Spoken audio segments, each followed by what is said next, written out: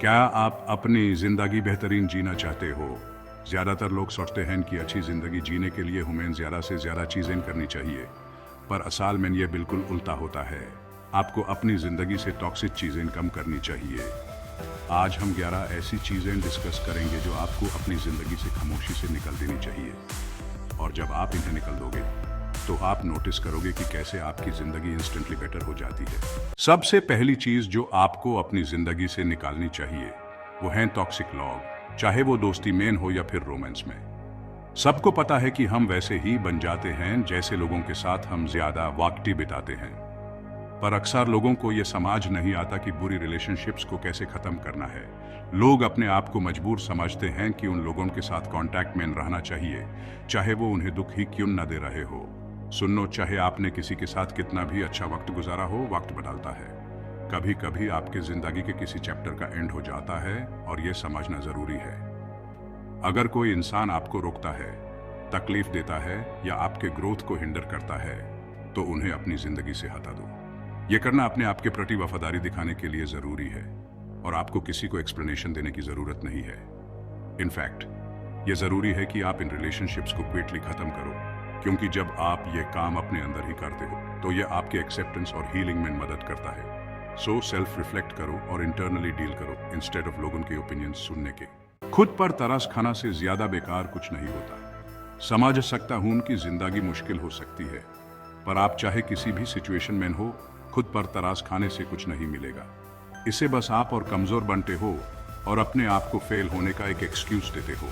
हमेशा याद रखो कि दुनिया में बहुत से ऐसे लोग हैं जो आपसे ज्यादा मुश्किलें फेस कर चुके हैं, पर उन्होंने कभी कंप्लेन नहीं किया। तो अपने दुख को अपने सक्सेस के लिए यूज करो और आगे बढ़ो। सोशल मीडिया एक दो धारी तलवार है। एएपी इसे बहुत कुछ सीख सकते हो, पैसे कमा सकते हो और अपनी जिंदगी को मैसिवली इंप्रूव कर सकते हो। लेकिन अगर आप कॉन्शियस नहीं हो तो आप यस मैन खो सकते हो।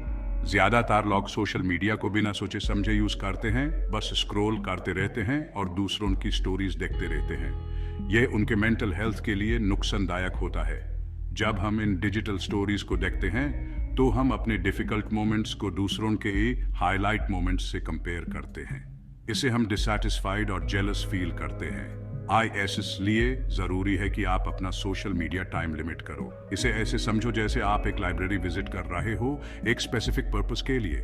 जाओ, अपनी जरूरत की चीजें ढूंढो, चाहे वो कनेक्शन हो, इंस्पिरेशन हो या इंफॉर्मेशन हो, और फिर वापस अपनी जिंदगी पर ध्यान दो।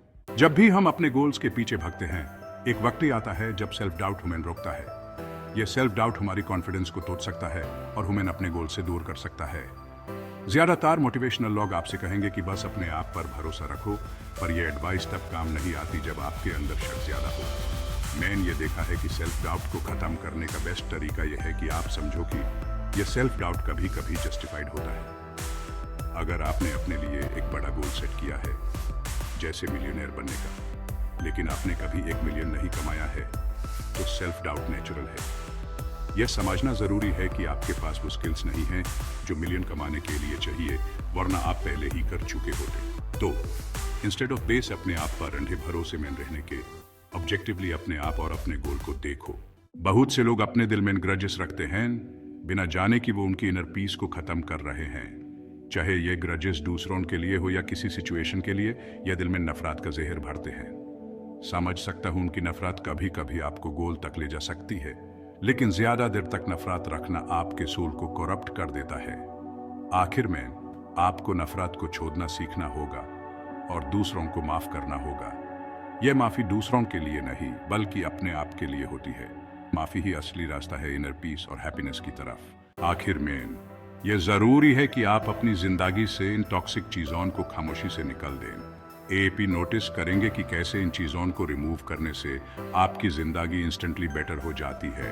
अपनी जर्नी एंजॉय करें और अपनी ग्रोथ पर ध्यान दें, बिना किसी कंपैरिजन के। अपनी जिंदगी को पॉजिटिविटी से भरें और अननेसेसरी चीजों को एलिमिनेट करें।